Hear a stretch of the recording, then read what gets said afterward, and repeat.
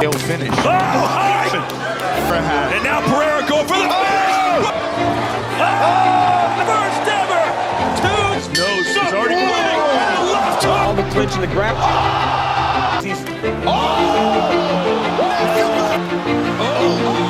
left hook. Here it goes. Oh, no, right. Adesanya's up over the leg. Down goes the champion. Pereira trying to close the show. Big right hand. The counter. Pereira gets out. Mistake. That is going to do it. Alexandre Silva Pereira, also known as Poatan, a former middleweight and light heavyweight Glory kickboxing champion, and the only fighter to hold 2 Glory belts simultaneously.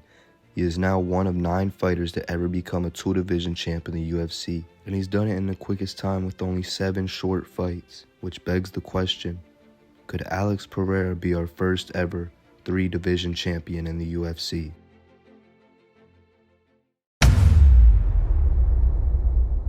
After finishing 2 of his 3 opponents and getting a unanimous decision win over Bruno Silva, the 3rd opponent, he finally gets his title shot against Israel Adesanya. Throughout almost the whole fight, it seemed like Israel Adesanya had the upper hand. A lot of leg kicks. Poatan was throwing and landing some little shots, but nothing too big, and then Izzy rocks him heavy at the end of round 1. But Alex stays calm and composed through the next 4 rounds and waits till he can find his shot, and when he found it, that was all she wrote. Down goes the champion. Pereira trying to close the show. That'll do it. And he did it.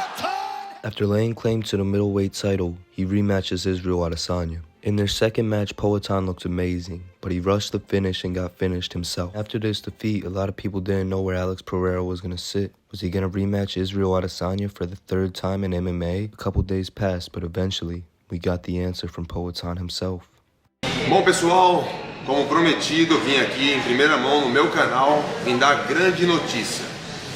A minha próxima luta será nos 205. Isso mesmo, a minha próxima luta será nos 205.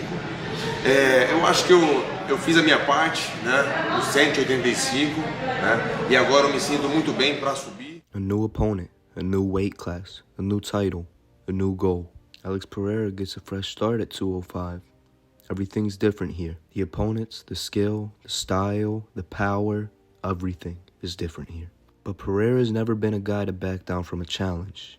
He usually faces them head on, and usually succeeds with ease. His first challenge was not going to be someone light though.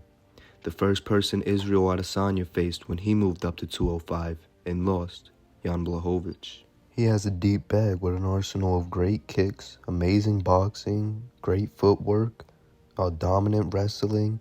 The list really just goes on and on with this guy, but Pereira was prepared to face that and overcome it.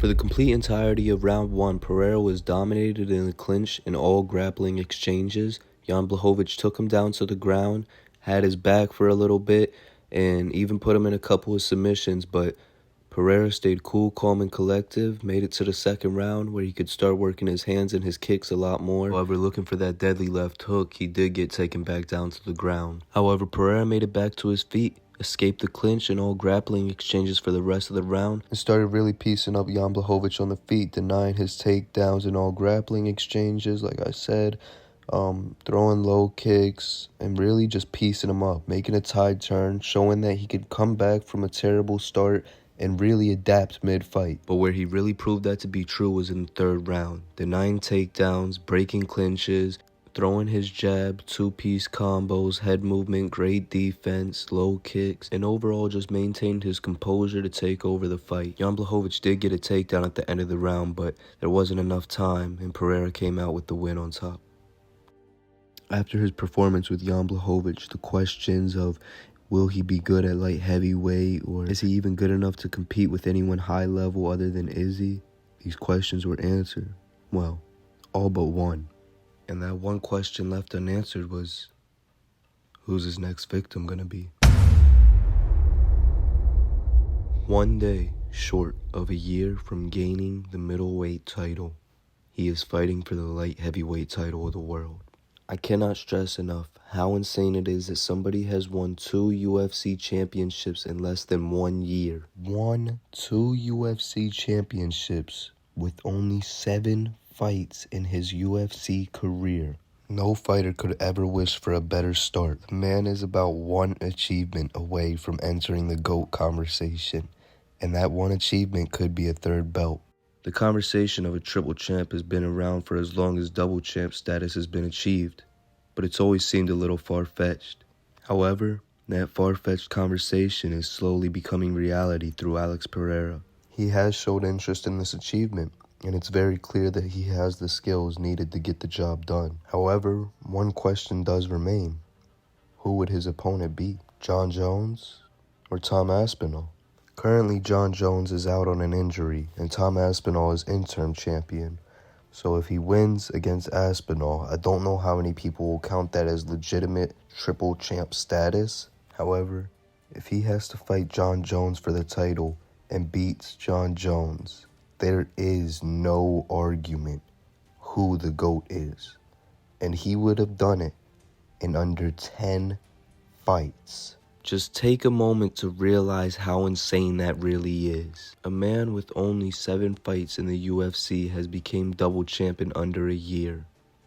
And he's searching for that 3rd strap. If successful, he'll change history forever. I don't know. It's just something I've been thinking about a little recently. Since Alex Pereira's been going off and doing his thing, my brother brought it up to me, hey man, you should make a video about Alex and triple champ, and I really like the idea of it. This is my take on it. I think it could very well be done. Let me know what you guys think in the comments down below. Do you agree? Disagree? Let me know. Like, share, comment, all that stuff is greatly appreciated, man. And with all that out of the way, Tyler Ben out, man.